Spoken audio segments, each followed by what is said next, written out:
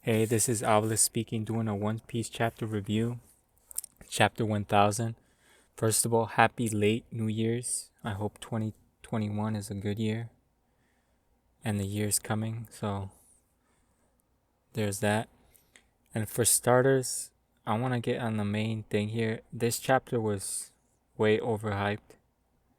If anything, this chapter is just a core foundation of what the story is, or what the story or the main character represents. Anyway, let's get off with the cover page. And then the cover page, we see Monkey D. Luffy, and he's eating meat and staring ahead. This could be foreshadowing as Luffy is staring ahead at his future. Then we see Jinbei with a golden sword.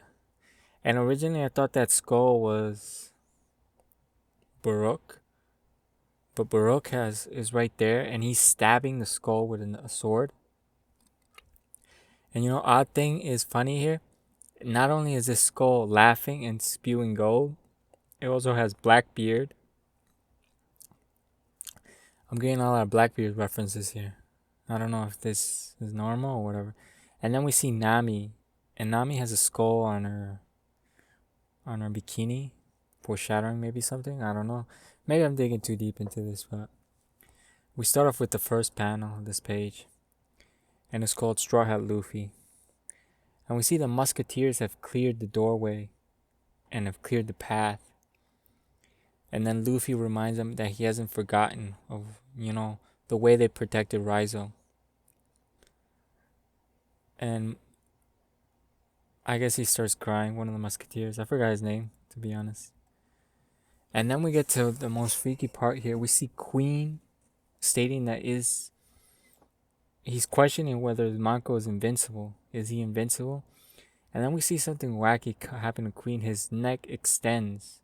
So Queen has a robotic neck. So Queen is pretty much like Frankie. He's a cyborg. And then we see Marco doing a big flex here. He puts in a chokehold not Queen, but King, both of them at the same time.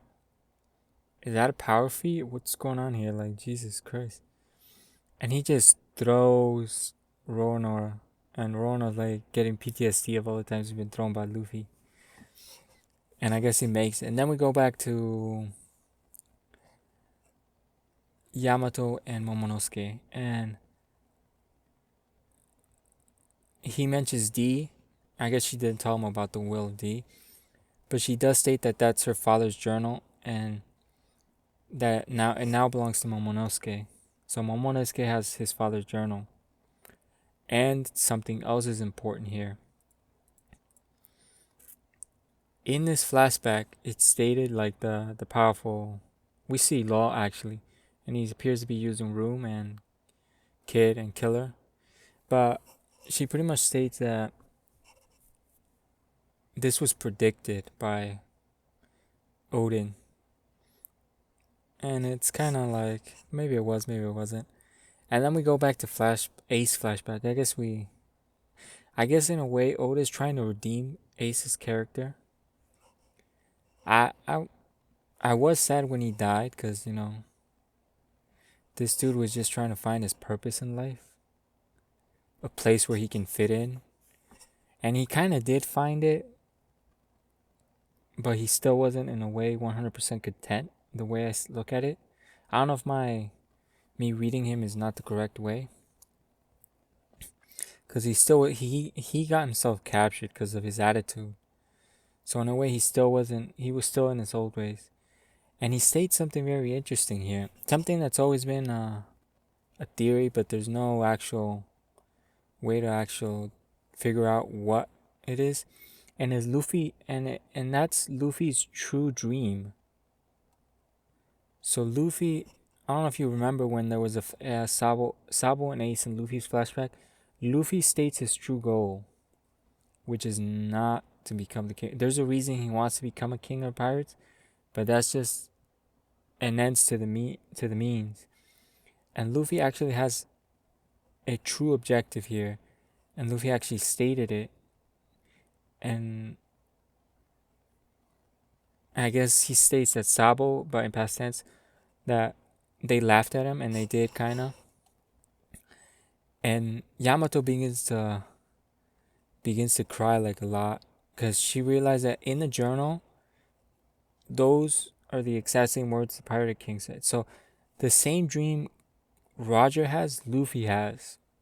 If you remember in the flashback, Roger never wanted to become the Pirate King.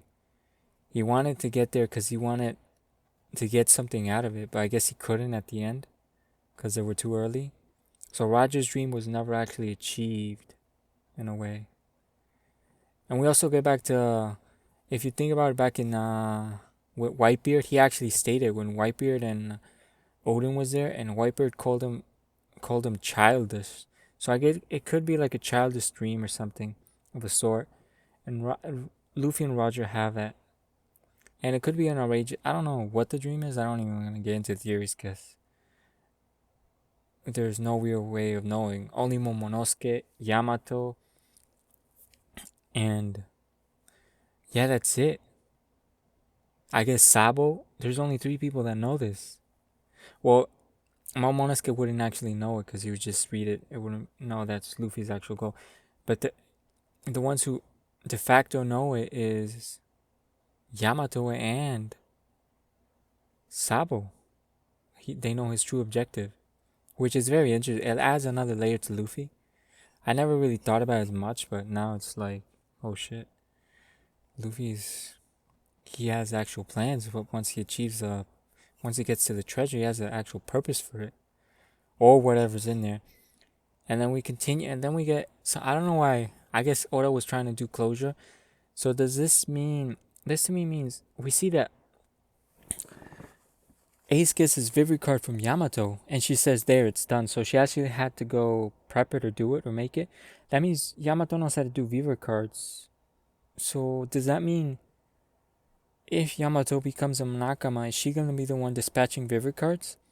Then we also see that Roger knows how to do Vivre cards. I mean, Rayleigh, because he did one for the Sunny. So I wonder how this process works. But then, yeah, Yamato goes on. She realized the paper disappeared, and that she was Roger's son, and now that person is Luffy. So in a way, Yamato is a way to redeem or to finalize Ace's character. Because if you think about Ace's character, like, he didn't get that much story development, only until like now. His past wasn't really, his adventures never got cut up. He just got introduced in Alabasta. He fought Blackbeard, lost, and then got executed. And then after that, we get a flashback of how and Ace him met up, but we never got a. I know there's a light novel or whatever it is of his journeys, but in the official source, he never got any development. So I guess this is him finally doing it, Oda, and giving closure to his character, which is a good thing, I think. I wonder if there's gonna be one Whitebeard. I'm hoping.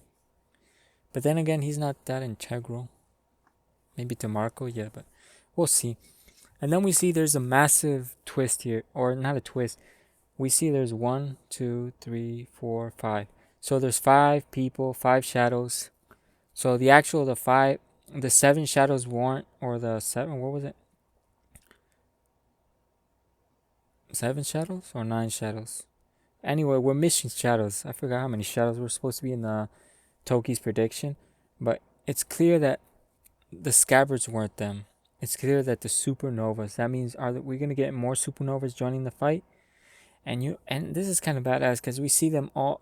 Zoro's already there staring down the enemy, and Law is just sitting there like badass here. Killer's here, Kid is here, and Kid says like, "Oh, you all come to see me fight." And notice how they just Big Mom is like, "Oh, Big Mom, all these fetching your heads ripe for the taking." Or like ripe for the taking. Like Big Mom doesn't see us as a threat. And notice how Kaido just addresses Straw Hat. So in a way, Kaido's already fought Killer to the point of him exhaustion. Well, Killer I guess got passed out. So here he already knows Killer's full potential. And I don't think Kaido's sweating it.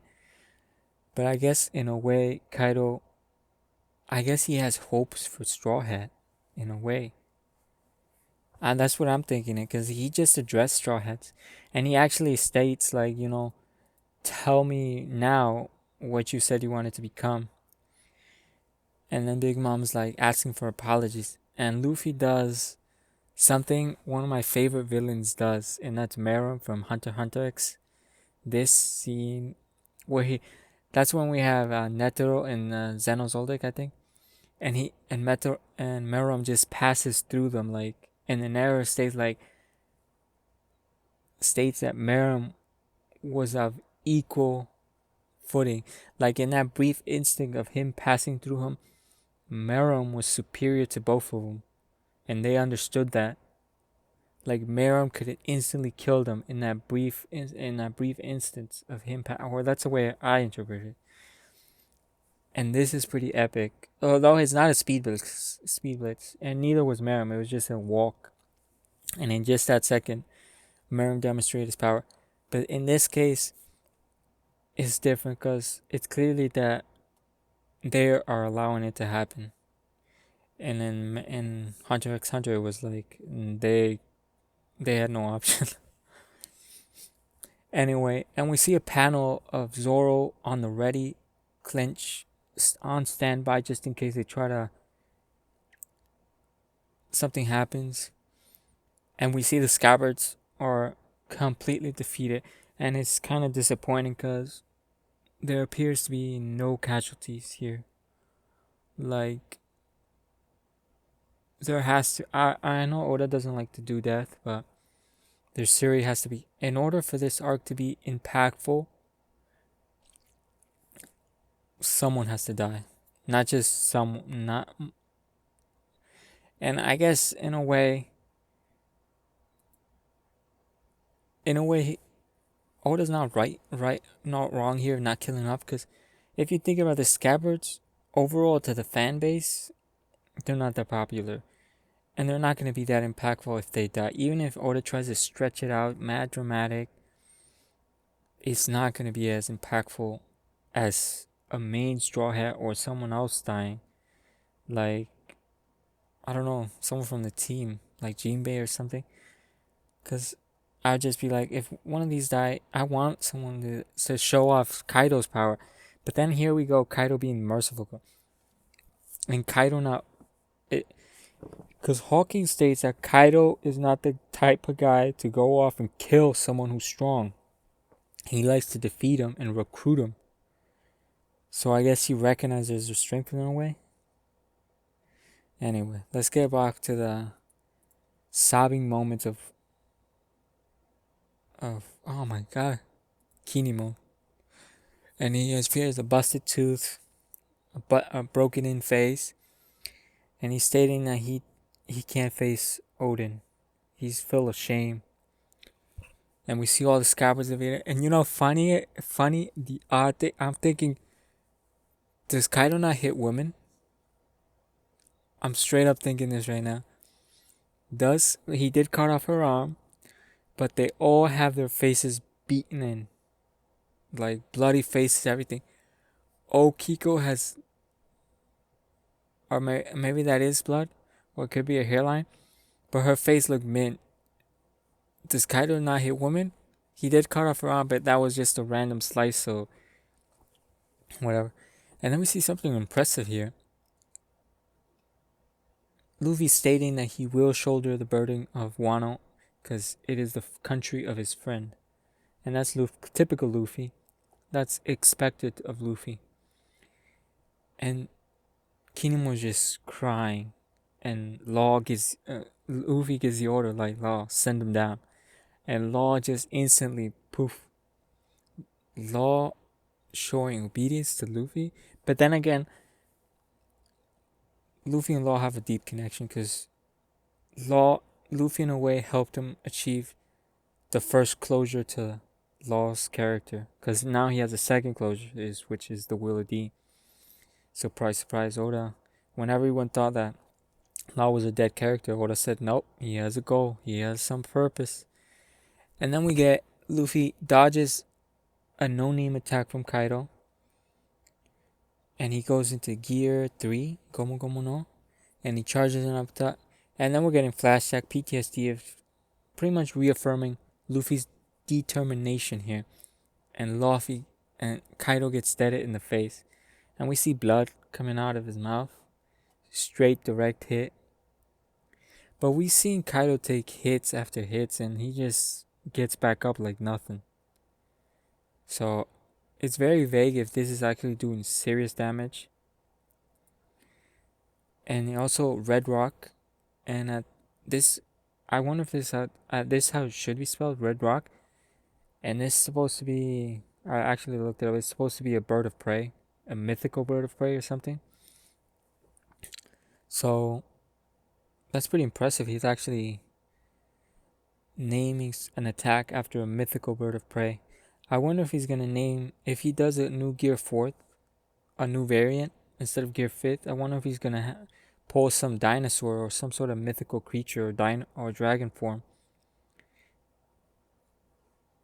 And it's pretty much clear that he's using Ryo incorporated here. And Kaido just gets his face smashed into the skull, I guess, to the other skull, which is ironic in a way. And Big Mom is shocked here, stating how could he let that happen? Like, she cannot believe that Kaido got hit. And then again, how is she shocked? Did she not see what happened when Luffy first fought? Luffy offloaded a barrage of attacks and Kaido just took him. And we see Kaido once again, just like, he's getting back up. Well, it's just the face of his panel, like, shaded. He looks kind of pissed off. So this might actually done damage. But Big Mom is serious. And this is this is Oda reaffirming Luffy's goal. And in a way, this is the way he does the silhouette here. It looks kind of like Shanks, which is very impressive. But Luffy is nowhere near Shank levels, period. And I think even Luffy acknowledges this. Because Luffy once stated to Law, as I'm going to challenge all the Yonkos, but as long as Shank is the last one. Shank, in his mind, is the last Yonko. What does that mean? Maybe Shank is the strongest. By Luffy's gauging of him. Potentially.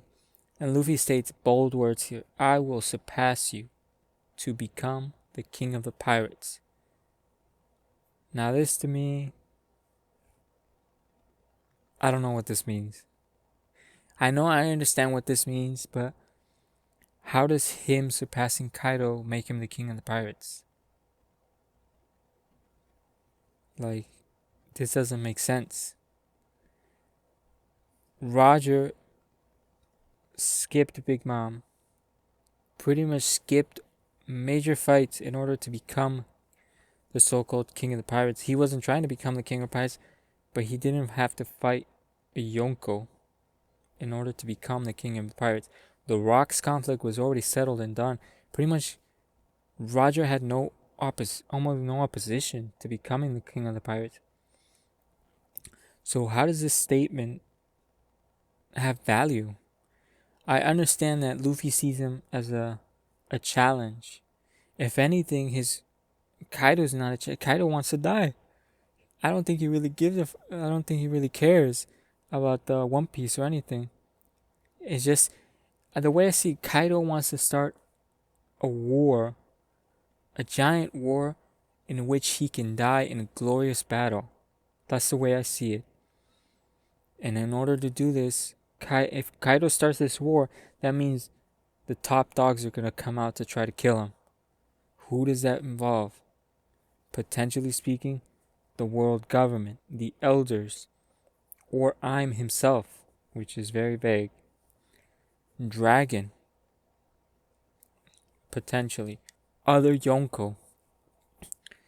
So Kaido sees the One Piece ends to a mean. Maybe to get himself killed. But then again, does Kaido truly want to die? Probably not. Maybe not. Because I don't get why his determination for death is so great. The only way I can understand is if he did something very undeplorable. He seems to like the the honorable samurai, and he seems to like the way they respect the code of respect and their honor. That means does that mean? And the only time samurai commit seppuku and others is when they do something dishonorable. The only time they wish to die or to be killed is when they do something dishonorable. Does that mean Kaido did something so dishonorable that he desires death, but he can't kill himself? So now he seeks someone to kill himself? To kill him? Who knows? I wonder if it has to do something with Yamato's mother. Anyway, that's it. It's a good chapter. Honestly, I expected a massive character reveal. You know, maybe the lurking legend that has been rumored to be in Wano or somewhere in the vicinity that was supposed to become Luffy's greatest adversary or greatest obstacle, which is I still don't see how they're gonna beat him. Honestly, no. Big Mom's there, Kaido's there. Like, how is Oda gonna divide the five guys on two? Anyway, it was still a great. This was a great chapter. I still think this was a great chapter. The hype was overblown, but it was still a great chapter. Anyway, this is a long video. Thanks for watching. Peace out. Have a nice day and Happy New Year. Let's hope for more great chapters. Peace.